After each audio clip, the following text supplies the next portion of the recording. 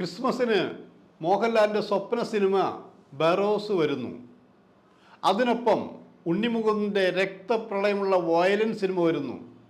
ഈ രണ്ട് സിനിമയ്ക്കും ബദലായിക്കൊണ്ട് മമ്മൂട്ടി സിനിമ വരുന്നു എന്നാണ് പറയുന്നത്, തീരുമാനങ്ങൾ എന്ന് പറയുന്നത്. ഇതാണ് ഇന്നത്തെ വീഡിയോ. ഫിലിമി പ്ലസിലേക്ക് എല്ലാവർക്കും സ്വാഗതം.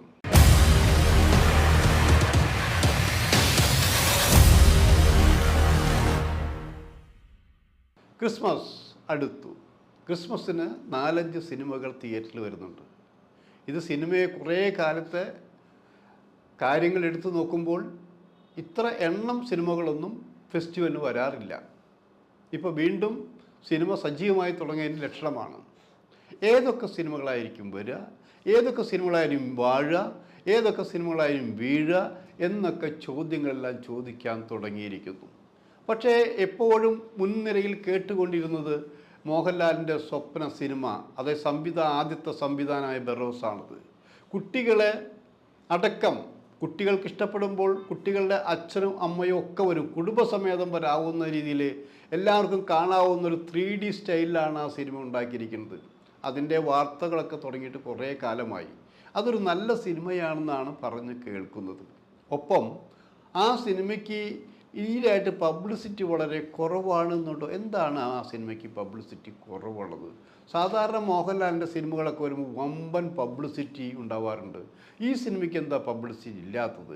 പബ്ലിസിറ്റി കുറഞ്ഞു എന്നുമ്പോൾ ആൾക്കാർ ധരിക്കാൻ വെച്ചാൽ ഈ പാടത്തെ ക്ലച്ച് പിടിക്കില്ലേ, ക്ലച്ച് പിടിക്കാത്തത് കൊണ്ടാണ് പരസ്യം കൊടുക്കാത്തത്, പരസ്യത്തിൻ്റെ പൈസ പോലും ലാഭിക്കാൻ വേണ്ടിയാണ് ഇങ്ങനെയൊക്കെയാണ് ചോദിച്ചുകൊണ്ടിരിക്കുന്നത്. ആ ചോദ്യം ശരിയായ രീതി തന്നെയാണ്. എന്തുകൊണ്ടാണ് മോഹൻലാലിൻ്റെ മറ്റു പടങ്ങളെ അപേക്ഷിച്ച് ഈ സിനിമയ്ക്ക് അധികം പബ്ലിസിറ്റി കൊടുക്കാത്തത്? അതിൻ്റെ അന്വേഷണത്തിലായിരുന്നു ഞങ്ങൾ. എന്തുകൊണ്ടാണ് ഇങ്ങനെ സംഭവിച്ചിരിക്കുന്നത്? അപ്പോഴാണ് ഒരു കാര്യം മനസ്സിലായത്. മോഹൻലാലിൻ്റെ സിനിമ ഇറങ്ങുന്നതിന് മുമ്പ് വൻ പബ്ലിസിറ്റിയാണ് കൊടുക്കുക. വൻ പബ്ലിസിറ്റി എന്നാൽ മോഹൻലാൽ ഇതുപോലെ മുമ്പൊരു സിനിമയിലും അഭിനയിച്ചിട്ടില്ല. അങ്ങനെ അതായത് മനുഷ്യൻ വിശ്വസിച്ച് പോയി തിയേറ്ററിലെത്തുമ്പോൾ അത് ഒന്നുമല്ലാത്ത അവസ്ഥ വരില്ലേ, ആ അവസ്ഥയിൽ വരെ പബ്ലിസിറ്റി ഉണ്ടായിട്ടുണ്ട്. അങ്ങനെ പബ്ലിസിറ്റി കണ്ട് ഫാൻസിന് ഇഷ്ടപ്പെട്ട് തിയേറ്ററിൽ പോയി ചെല്ലുമ്പോഴോ അയ്യോ ഈ പറഞ്ഞതൊന്നും ഇല്ലല്ലോ, ഇത് വെറുതെ ആയല്ലോ എന്നൊരു ടോക്ക് വരും. അങ്ങനെ ടോക്കാണ് ഈ ഏറ്റവും അടുത്ത് മോഹൻലാലിൻ്റെ പല സിനിമകൾക്കും സംഭവിച്ചിരിക്കുന്നത്. സിനിമകളെല്ലാം നന്നായിരുന്നു, പക്ഷെ ആ സിനിമകൾക്ക് ഇങ്ങനെ ഒരു ദോഷം ഉണ്ടായിട്ടുണ്ട്. അതിലേറ്റവും ഒടുവിലത്തെ ദോഷം കിട്ടിയത് മലൈക്കോട്ട വാലിബനാണെന്ന് ആലോചിക്കണം. ആ സിനിമ ഒരു പ്രത്യേക സിനിമയാണ്. മോഹൻലാലിന് അതായത് ഇനി എത്രത്തോളം നമ്മൾ ഉയർത്തിക്കൊണ്ടുപോകാമോ, ചന്ദ്രൻ വരെ എത്തിക്കാമോ, അത്രയും പൊക്കിയിട്ടാണ് ആ സിനിമയെക്കുറിച്ച് പറഞ്ഞിരുന്നതെന്ന് ആലോചിക്കണം. സിനിമ നന്നായിരുന്നു കേട്ടോ, സിനിമയൊക്കെ നല്ല സിനിമയാണ്, അതിലൊരു സംശയവുമില്ല. പക്ഷേ ഇവിടെ നമ്മൾ ആലോചിക്കേണ്ടത് മോഹൻലാലിന് ഫാൻസ് ഉണ്ടെന്ന് ആലോചിക്കണം.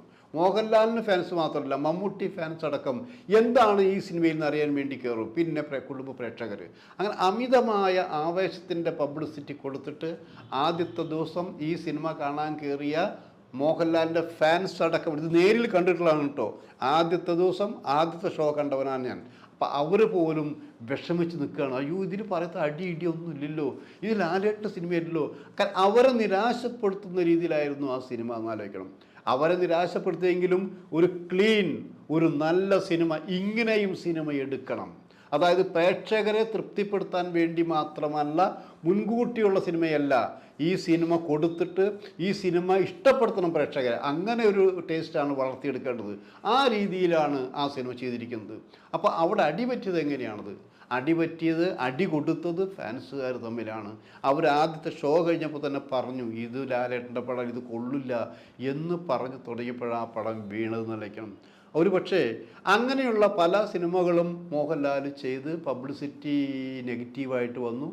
അതിൻ്റെയൊക്കെ അടിസ്ഥാനത്തിലായിരിക്കണം ബറോസിന് അമിതമായിട്ടുള്ള പ്രാധാന്യം കൊടുക്കാതിരിക്കുന്നത്. കാരണം പരസ്യം കൊടുക്കാതെ തന്നെ ആദ്യത്തെ ദിവസം ഇത് മോഹൻലാലിൻ്റെ പടമാണ്, മോഹൻലാലിൻ്റെ ആദ്യത്തെ സംവിധാനമാണ്, ഇത് 3D ആണ്, സംതിങ് സ്പെഷ്യൽ എന്ന് വിചാരിച്ച് തന്നെയാണ് സിനിമ കാണാൻ പോവുക. കുടുംബസമേതം ആലോചിക്കണം. പ്രത്യേകിച്ച് കുട്ടികളുടെ സിനിമ എന്ന് പറയുമ്പോൾ കണ്ണാടിയൊക്കെ വെച്ച് 3D കാണാതിരിക്കുമ്പോൾ വീട്ടുകാരൻ എന്തെങ്കിലും അപ്പോൾ അവരുടെ മനസ്സിൽ മൈ ഡിയർ കുട്ടിച്ചാത്തനുള്ള സിനിമകൾ എടുക്കുന്നുണ്ട്. വർഷങ്ങൾക്ക് മുമ്പ് ഇന്ത്യയിൽ ആദ്യമായി ഒരു 3D സക്സസ് ആക്കിയ നവോദയയുടെ മടിയർ കുട്ടിച്ചാത്തനുണ്ട്. അന്ന് ഈ കണ്ണടകൾ മാത്രം വിറ്റിട്ടാണ് മുതലും ലാഭം ഉണ്ടാക്കിയെന്ന് ആലോചിക്കണം. തിയേറ്റർ കളക്ഷൻ വേറെ ലാഭം. അപ്പോൾ പ്രേക്ഷകർ കാണാൻ കയറിയാൽ ഈ കണ്ണടയ്ക്ക് പോലും വിലയുണ്ട്. ആ കണ്ണട വിറ്റ കാശ് വലിയ എമൗണ്ട് അന്ന് കിട്ടിയിരുന്നു. അന്നേ വർഷങ്ങൾക്ക് ശേഷം, എത്രയോ വർഷങ്ങൾക്ക് ശേഷം ടെക്നോളജി തന്നെ വളർന്നു കഴിഞ്ഞിരിക്കുന്നു. ആ പുതിയ ടെക്നോളജി ഉപയോഗിച്ചുകൊണ്ടാണ് മോഹൻലാലിൻ്റെ ഫെറോസ് വരാൻ പോകുന്നത്. സ്ക്രീനിലൊക്കെ കിടുക്കമുണ്ടാക്കുന്ന രീതിയിൽ, അതായത് എല്ലാവരും ഇഷ്ടപ്പെടുന്ന രീതിയിലാണ് ഉണ്ടാക്കി വെച്ചിരിക്കുന്നതെന്നാണ് പറഞ്ഞു കേൾക്കുന്നത്. അങ്ങനെയുള്ള സിനിമ കാണാൻ പോകുമ്പോൾ മുൻവിധിയില്ലാതെ കാണുമ്പോൾ കൊള്ളാം, നന്നായിരിക്കുന്നു, മോഹൻലാൽ സംവിധാനം കസറി, അഭിനയം കസറി, കുട്ടികൾ ഇഷ്ടമായി എന്നുള്ള ആദ്യത്തെ പബ്ലിസിറ്റി പ്രേക്ഷകരിൽ നിന്ന് വരുമ്പോൾ അതുമാത്രം മതി ഒരു സിനിമ വിജയിക്കാനുള്ള ആലോചിക്കണം. അങ്ങനെയുള്ള വിജയതന്ത്രമാണ് ഇപ്പോൾ മോഹൻലാലും ടീമും കണക്ക് കൂട്ടിക്കൊണ്ടിരിക്കുന്നത്. ആ കണക്ക് കൂട്ടലിൽ നിന്നാണ് ഇവരിങ്ങനെ തീരുമാനിച്ചത് അമിതമായിട്ടുള്ളൊരു പബ്ലിസിറ്റി കൊടുക്കണ്ട, അമിതമായിട്ടുള്ളൊരു പരിവേഷം മോഹൻലാലിന് കൊടുക്കണ്ട. ഇത് മോഹൻലാലിൻ്റെ ഒരു സിനിമയാണ്, മോഹൻലാൽ സംവിധാനം ചെയ്യുന്ന സിനിമയാണ്. ആ രീതിയിലുള്ള പബ്ലിസിറ്റിയാണ് പോകുന്നത്. മാത്രമല്ല ഇപ്പോൾ നമ്മൾ ചോദിച്ച എത്ര ആദ്യത്തെ ഷോ എപ്പോൾ തുടങ്ങുമെന്ന് പറഞ്ഞാൽ ഇപ്പോൾ അതൊന്നും പുറത്തു വിട്ടിട്ടില്ല. അത് സിനിമ തുടങ്ങുന്നതിൻ്റെ 2 ദിവസം മുമ്പായിരിക്കും ഇവർ രഹസ്യം പോലും പുറത്തു വിടാൻ പോകുമെന്ന് ആലോചിക്കണം. അപ്പോൾ ഈ സിനിമ പറഞ്ഞു വരുന്നത് ക്രിസ്മസിന് മേജർ പോർഷനായിട്ടുണ്ട്. ഏറ്റവും വലിയ സിനിമ മോഹൻലാലിൻ്റെ ആയിരിക്കും, വേറെ സിനിമ ഉണ്ടാവില്ല എന്നാണ് പറഞ്ഞു വരത്തിരിക്കുന്നത്. അപ്പോൾ നമ്മൾ ആരൊക്കെ വേഗം ഉണ്ണിമുഖത്തിൻ്റെ സിനിമ വരുന്നുണ്ടെന്ന് ആലോചിക്കണം, മാർക്കോ വരുന്നുണ്ടെന്ന് ആലോചിക്കണം. അത് ആ സിനിമയെക്കുറിച്ച് പറയുമ്പോൾ ഇതുവരെ മലയാള സിനിമ കണ്ടിട്ടില്ലാത്ത അത്ര രീതിയിൽ, അതായത് നമ്മളെ വെറുപ്പിക്കുന്ന രീതിയിലുള്ള മർഡർ കേസുകൾ, വെടിപ്പ്, അത് ഇതൊക്കെ ആയിട്ടുള്ള രക്തം ചിന്തുന്ന തരത്തിൽ വല്ലാത്ത ഒരു പടമാണ് വരാൻ പോകുന്നതാണ് പറയുന്നത്. ആ പടത്തിൽ തന്നെ ഇപ്പോൾ പറഞ്ഞു കേട്ടിടത്തോളം ജഗദീഷ് ഒരു പാവത്താനായിരുന്നു. നമ്മുടെയൊക്കെ ജഗദീഷ് അതിക്രൂര, അതായത് ആ ജഗദീഷ് പുറത്ത് ഈ സിനിമ കണ്ട് ഇറങ്ങുന്ന ആൾക്കാർ ഈ ജഗദീഷിനെ കണ്ടു കഴിഞ്ഞാൽ ശരിക്കും സംഘം ചേർന്ന് ആക്രമിക്കും. അത്രയും വൾഗർ രീതിയിലാണ് വില്ലൻ തരണം ചെയ്തിരിക്കുന്നത് ആലോചിക്കണം. അപ്പോൾ അതിൻ്റെ പബ്ലിസിറ്റി ആ രീതിയിൽ പോയിക്കൊണ്ടിരിക്കുന്നു. അപ്പോൾ മോഹൻലാലിൻ്റെ പടത്തിന് ഇങ്ങനെ ഒരു പടം വരുമ്പോൾ മോഹൻലാലിൻ്റെ പ്രേക്ഷകർക്കും കുടുംബ പ്രേക്ഷകർക്കും ആ സിനിമ ഒരു എതിരാളിയല്ല. പക്ഷേ പറഞ്ഞു കേൾക്കുന്ന വേറൊരു സിനിമ വരുന്നുണ്ട്, മമ്മൂട്ടിയുടെ സിനിമ വരാൻ പോകുന്നു എന്നാണ് ഫാൻസുകാർ പറഞ്ഞ് വരുത്തിയിരിക്കുന്നത്. ശരിയാണ്, മമ്മൂട്ടിയുടെ കുറേ പടങ്ങൾ റിലീസ് ചെയ്യാൻ വേണ്ടി ഇപ്പോൾ ഇവിടെ ഇങ്ങനെ ക്യൂവിൽ നിൽക്കുകയാണെന്ന് ആലോചിക്കണം. ആ ക്യൂവിൽ നിൽക്കുന്നത് ഏറ്റവും മുമ്പ് വരാൻ പോകുന്ന ഡൊമിനിക്കിൻ്റെ എന്നുള്ള പേരുള്ള പടമാണെന്ന് അറിയണം. Dominic and the ladies purse സിനിമയാണ് വരാൻ പോകുന്നത്. ഗൗതം മേനോൻ സംവിധാനം ചെയ്ത സിനിമ. ആ സിനിമയാണ് ഇടയ്ക്ക്, അതായത് മമ്മൂട്ടിയുടെ മറ്റു സിനിമകൾക്ക് മുമ്പ് ഇടയ്ക്ക് കയറി ഈ ക്രിസ്മസിന് വരാൻ പോകുന്നു എന്നുള്ളത്. ആ സിനിമയുടെ പ്രത്യേകതകൾ പറഞ്ഞു കേൾക്കുമ്പോഴും മോഹൻലാലിനോട് ഏറ്റവും ഏറ്റുമുട്ടിക്കാൻ പറ്റിയ സിനിമയാണ്. പക്ഷേ ആ ക്രിസ്മസ് ദിവസം മോഹൻലാലിൻ്റെ പടത്തിന് ഏറ്റുമുട്ടാൻ മമ്മൂട്ടി സിനിമ വരുന്നില്ല എന്നൊരു പ്രചരണമുണ്ട്. അതിന് മമ്മൂട്ടി ഫാൻസുകാർ പറഞ്ഞു പരത്തിയത് ഇങ്ങനെയാണ്: ഈ മോഹൻലാലിൻ്റെ സിനിമ ഒരാഴ്ച കഴിഞ്ഞാൽ വീഴും.